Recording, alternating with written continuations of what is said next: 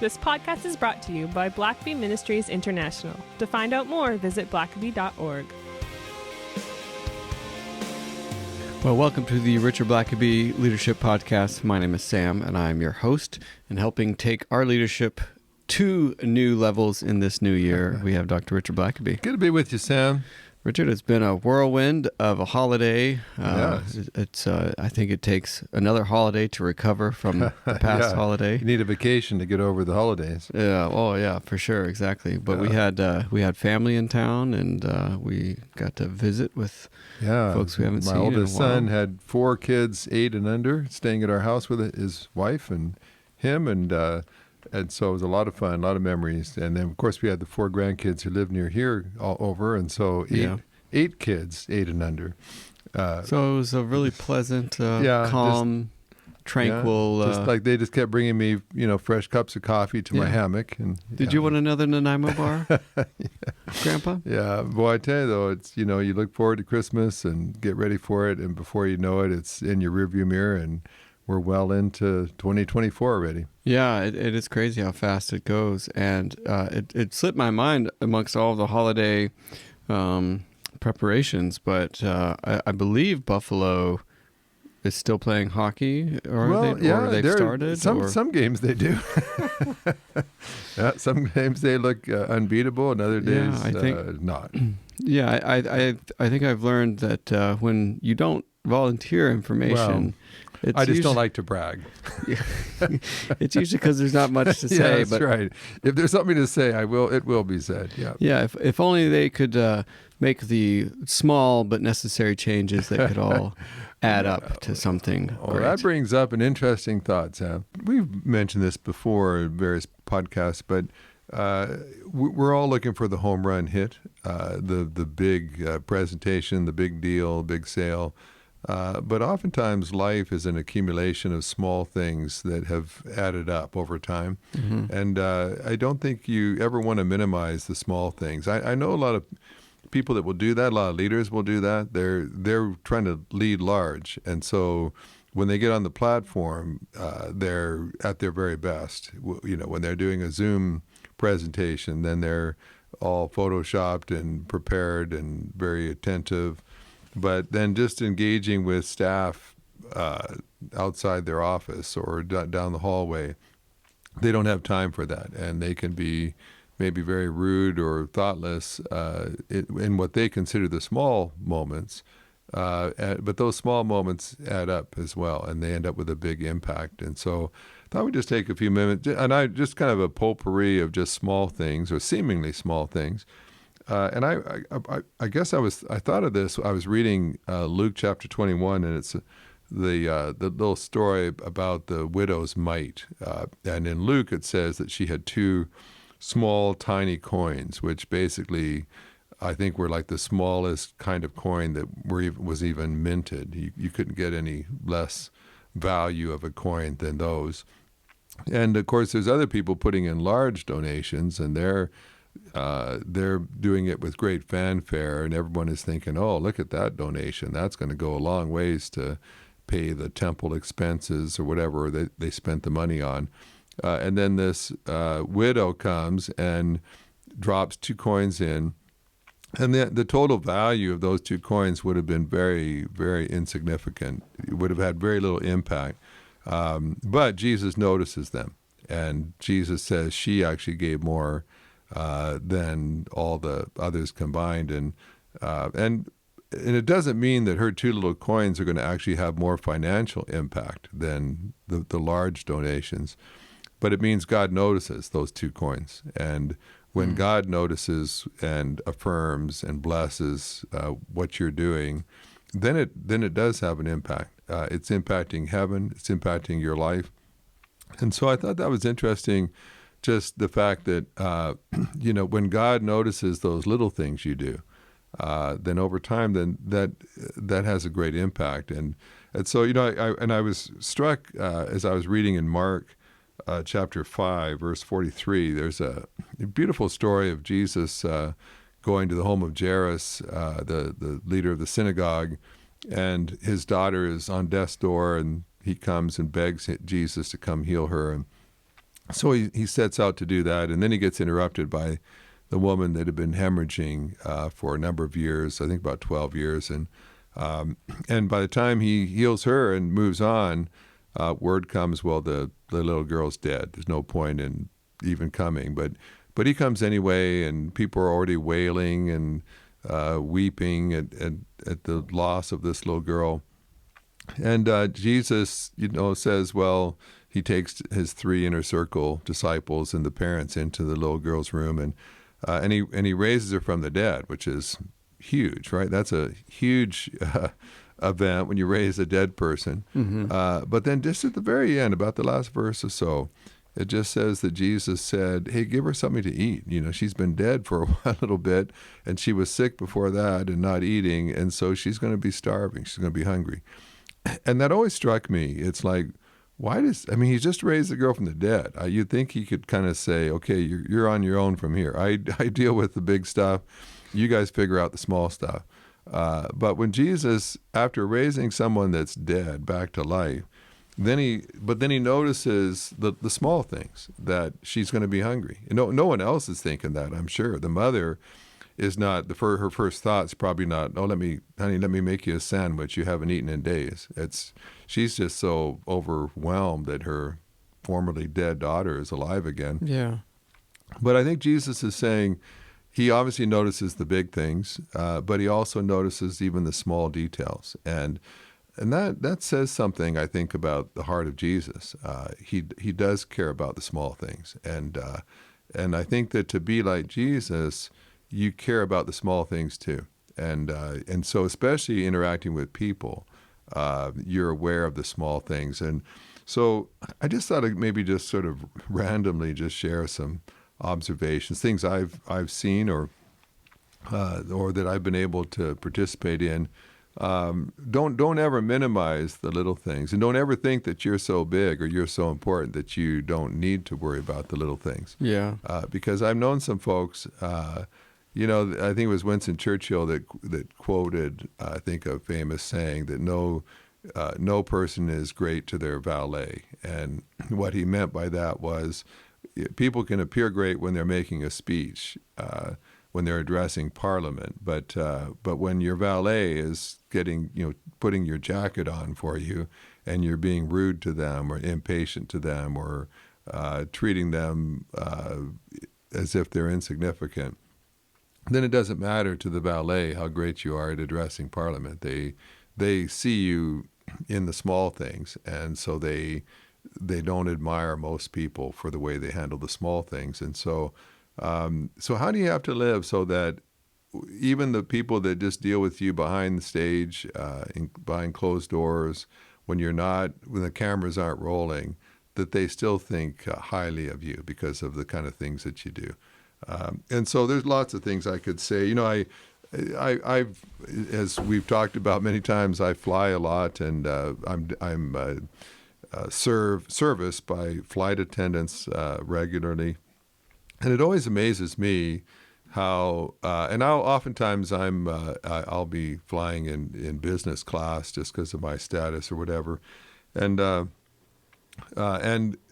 so it's interesting because sometimes you get on the plane and you haven't even, people are still boarding, but the flight attendant handling business class is already bustling around and trying to get you a drink early on, and what can I do to help you? And then you get on other planes and they're just standing at the door, and they're not, they're going to help you once you get in the air, but they're not trying to do that little extra for you.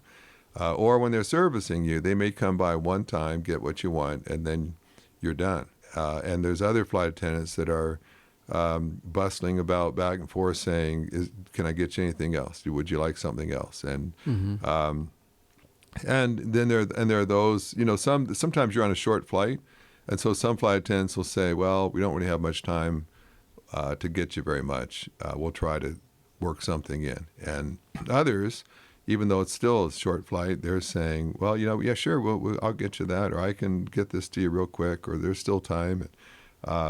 And so you think, well, what is it? Like it seemed like it's the same circumstance, but some people go the extra mile and others don't. And sometimes you're getting off the plane and you you feel like saying, well, I think I just got the minimal service that's required of them. And then other people, like, I really truly want to be sure to say thank you, because I know that they worked hard the whole time. They never sat down. They were always checking, always doing just a little bit more. And when you ask for something, they didn't kind of sigh and just kind of scurry off to the galley. They smiled and said, "Oh, my pleasure," or that'd be great. I'm happy to do that, or that I can do that. And so it can seem like a small thing, like just one more round of, would you like some more pretzels, or would you like another club soda to drink, or coffee? But I'll tell you what, when you are doing that all the time, you're blessing a lot of people. You're spreading cheer, and of course, we get. I still get the occasional thank you card, which seems again like a small thing, but saying thank you, however you do it, whether you text, whether you write a note, whether you Facebook message or email, the very fact that you take time to say thank you, it's there's something. It's funny how people are, because I think you should, if God leads you to give something to someone or to do something nice, you need to do it regardless of whether someone says thank you. But on the other hand, when someone does express gratitude, it makes me very inclined to be open to doing more for that person. And then there's times where you can send a gift or a check or whatever. Sometimes you send something or do something for someone, and then you're not even sure if they got it. If it's did they get that gift card I sent? I never did hear. It can seem like a small thing, like just expressing thanks, but I've just found it's in this culture, it's never a small thing. You actually, it has enormous impact. I'm always just touched when I hear back from someone, and not just thanks for the gift, but where they actually express how they're going to use that gift, or how helpful that was, or that was just what they needed. And then you feel really good about the giving, and you feel good about that person that you helped. And so, and there's lots and lots of different things. I found one thing that I've learned a lot from my wife is, if you're around other families, to show attention to their kids. A lot of times, I mean, I'm very comfortable sitting and visiting with adults. That's what I do a lot of, and I'm comfortable talking to adults. But sometimes it takes more work to show attention to the kids. And maybe you're going out. I think I've shared before of just going for lunch with a pastor and his family. And the pastor obviously wants to talk to me about his church and the ministry, maybe what I just preached about that day. But his kids are there at the table as well, and they may be playing a video game while the adults are visiting. But then you show attention to that child, and it can seem like a small thing. It's like, I'm not here. I didn't come to this meeting to talk to kids, or I'm not having this lunch meeting to talk to kids. But when you do that, when you show attention to them, it blesses the parents, it blesses the adults, and they realize you care about something that they care about. And again, that has a great impact. And it doesn't mean you spend the whole time just talking to the kids, but in conversations, I find something as simple as just giving people eye contact when you speak to them. Again, we've kind of grown up in an age of just looking at screens all the time, and it's almost awkward to just look at a person. But when you do, and you truly listen, it can seem like a small thing, but sometimes we're just queuing up for our response. We're just letting them talk so that we can talk. But when you actually truly listen to what they're saying, and then your next comment is to somehow respond to what they said, to indicate that you heard what they said, and that caused you to think, and that caused you maybe to have a question or a follow-up. Active listening, sometimes just this, before you go on to what you have to say, maybe asking a question to clarify or to just affirm what they said. Again, that can become artificial if you just kind of do it very artificially. But just going the extra mile to just lean in and listen carefully to what's being said is an enormous gift to a lot of people. I tell you, just being heard in today's society is a huge gift to people. Yeah. And again, it can seem like, well, we're just trying to have this conversation. They've got things to say, I've got things to say. But when you take time to actually listen carefully and make it clear to the person that you have listened to them, again, that has huge impact. And you'll find that there's lots of people who want to talk to you because you're a good listener. And maybe one other thing, just observing things.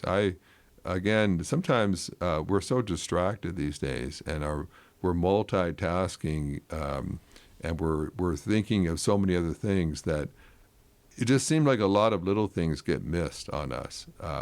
It's funny. I'm not sure if this is really entirely relates, but last year, my son Mike, it was last year. He was here over Christmas. He preached at our church, and I've got a friend who lives in Michigan that just happened to watch that service on TV or on the internet, and this guy he's a very fashionable sort of person, but his comment, he said, well, it's a great sermon. He said, but I was really impressed with Mike's shoes.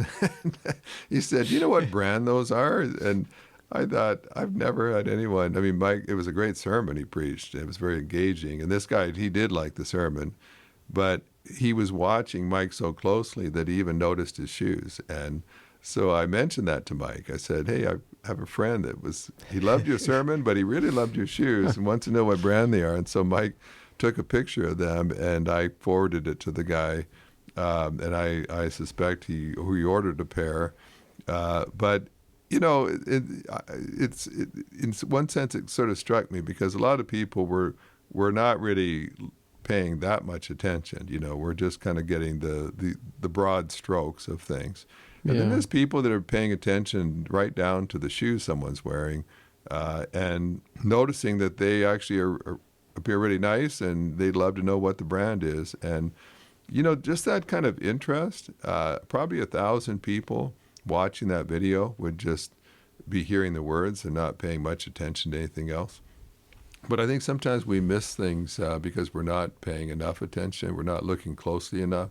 And I think that's been, in a sense, a challenge to me. Not like I'm going to always pay attention to people's shoes all the time, but now my wife, as you know, like we could have, talked to someone after church in the lobby, and then she would have noticed what kind of jewelry the person was wearing, and what brand of jacket they had, and what their purse was like, and I couldn't tell you any of that. Couldn't tell you what color it was, whether they had those or not. And maybe a lot of the time it doesn't really matter, but when you do notice stuff like that, you also can comment on it, and you can bless someone by just noticing. And they may have gone to great effort to put their outfit together or choose what accessory they were going to wear, and you noticed, and you were impressed, and you made a comment about it. And that just says to me, noticing the little things, it gives you a lot of, I have people sometimes who say, well, I'm just not a good conversationalist. I never know what to talk about. Well, a lot of times it's because you're not paying attention. If you paid attention, there'd be lots to talk about. You just hey, what kind of watch is that? I know I really like that. What brand is that? Yeah, where do you get that? And do you like it? And all of a sudden, you're just noticing so much about a person. It means that usually what that means is you think that they're important enough to look closely at them and what they do, listen to what they say. You said this. Is that? I wonder. Are you from this part of the country, or have you ever lived there? Or just only people. That's sort of distinctive that you would even know that, or that you would say things that way. People are always blown away by people that notice the small things, and I think in working with people these days, those little things that you pay attention to add up over time. Yeah, and and I've seen too that if you notice something that person cares about, if you comment on it or if you ask about it, people are very happy and willing to talk at length about the things that they care about. And so I think when you can identify something in a person's life that means something to them and ask them about it, inquire about it, they're more than happy. And they feel, everybody wants to feel seen. Yeah. And so when you say, oh, I noticed you wore these kind of shoes, or your shirt says this, tell me more about that. It just indicates to that person that you care. And I think that's such a blessing to others. Well, let's take a quick break here and we'll wrap up with the little things. Uh-huh. Mark your calendars for May 15th to 17th, 2024. Richard is going to be at the Cove at the Billy Graham Training Center outside of Asheville, North Carolina. The seminar is going to be on the ways of God, and you can register at thecove.org. We'll leave links for that in the show notes. I will say, if you do sign up for the Ways of God conference in May, do let us know, because Richard would love to hear from you. He's not able to necessarily eat with everyone, but if you give us enough heads up that you're going to be coming and would love to have a meal with Richard, we will definitely do our best to get you on the list and at least be able to share one meal with Richard. So we hope to see you at the Billy Graham Training Center in May. Links to all of that will be in the show notes. Well, we've been talking about the little things in life, and as it relates to others, as it relates to leadership, how noticing the little things, commenting on the little things, paying attention to the little things, how that adds up over time to more effective leadership. Yeah, and that happens in many different ways. I think just also at times being willing to help. Many times I've come to speak at maybe at a church or some meeting. I get to the door and there's people coming in behind me, and so you stand there and hold the door open. And I may be the special speaker, but they see the special speaker, they're holding the door, greeting them as they come in. And of course, you might be speaking to 1,000 people, and so that one couple that you held the door open for is not, you're not barely scratching the surface of the whole crowd.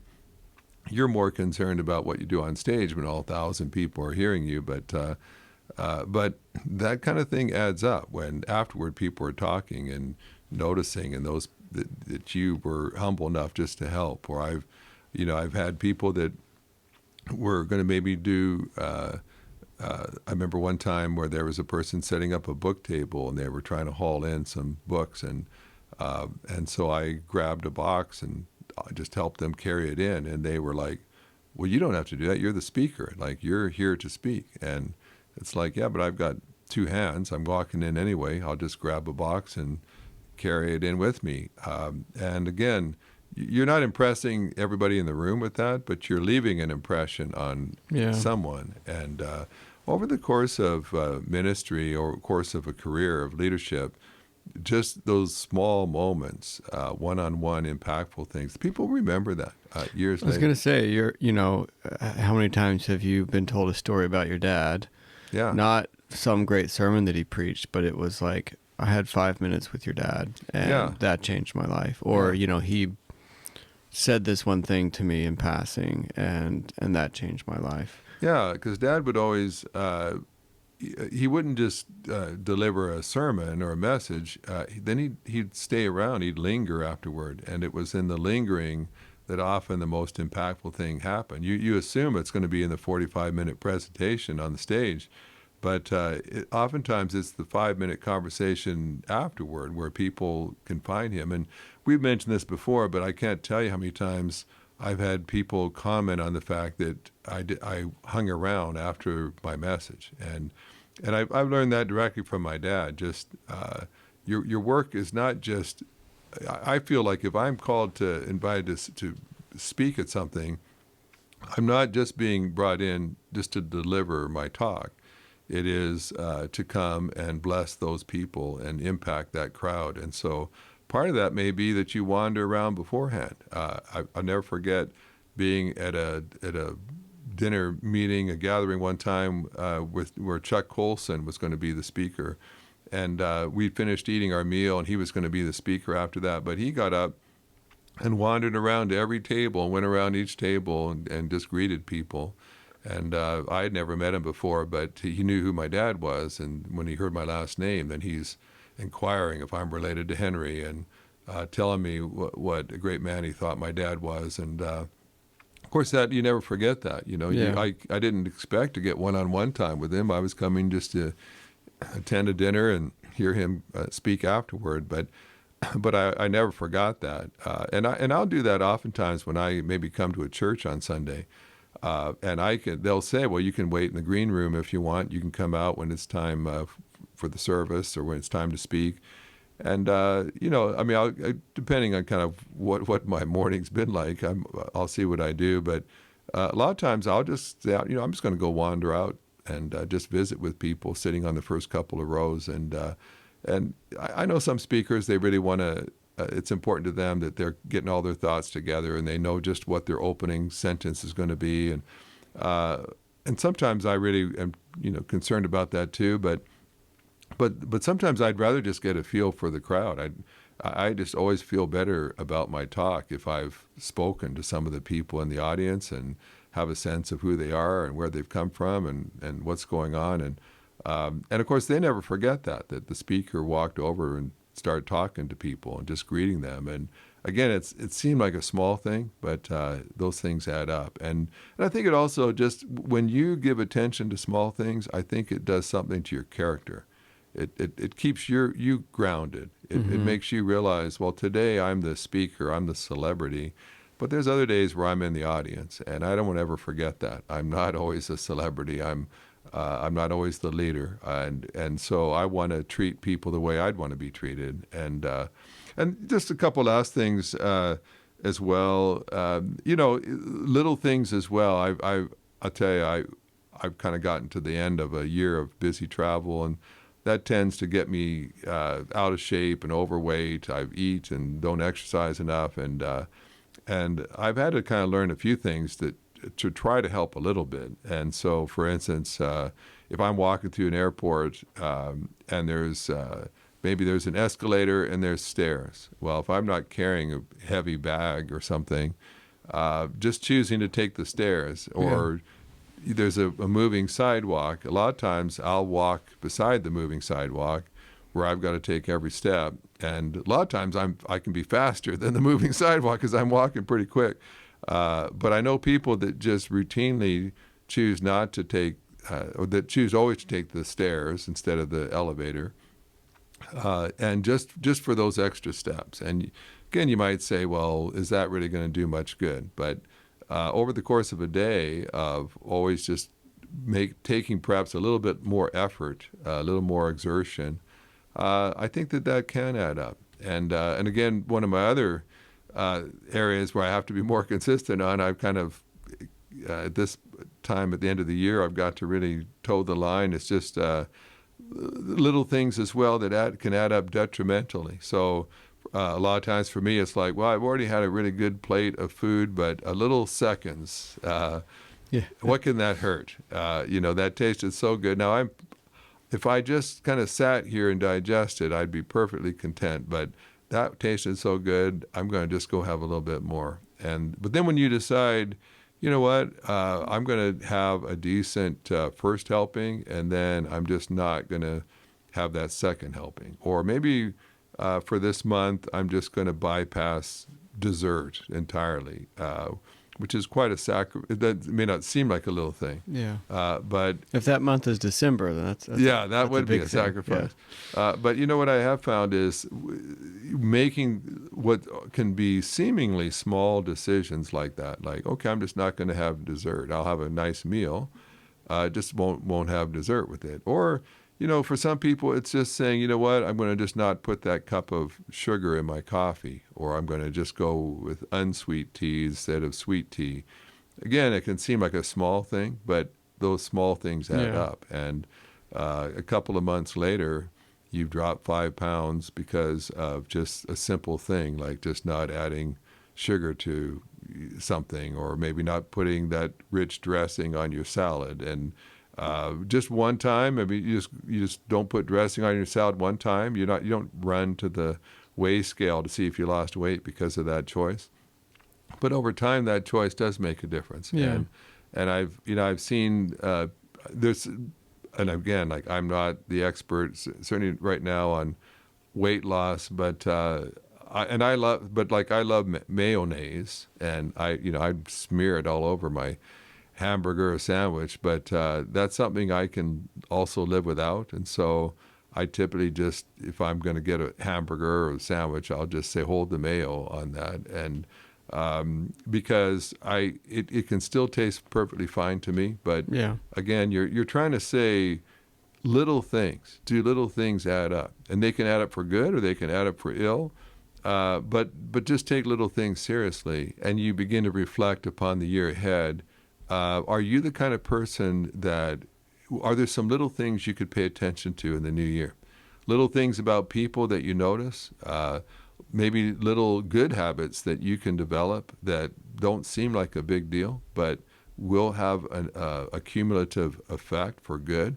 And maybe some negative little things. It's like, well, if I just eat that chocolate, does that once a day, or I just have that one donut a day, is that really a big thing overall if I decide not to do that? Well, maybe not in a day or maybe in a week, but over the next couple of months, over the course of the year, little things add up. And so, again, don't ever despise the small things or think that they don't matter. Certainly when it comes to relating to people, little things really do add up. And in some ways you might say, well, yeah, when someone's on a stage, of course they're going to be the best behavior. But maybe the best glimpse of what a person is like is when they're handling the seemingly small things. Do they still have integrity with small things? It was Jesus who said, if you can't be faithful in a little, God won't give you more. And so learn to be very, very careful with integrity, with attention to the small things. And those small things may add up to opportunities to do much bigger things in the future. Great. Well, we'll leave it there for now. Thank you. Thanks for listening to the podcast. If this is something you enjoyed, it really makes a difference if you leave a review and a 5-star rating on Apple Podcasts or wherever you listen. Don't forget to subscribe and share with your friends. We always love hearing from our listeners, so email us at podcast@blackaby.org.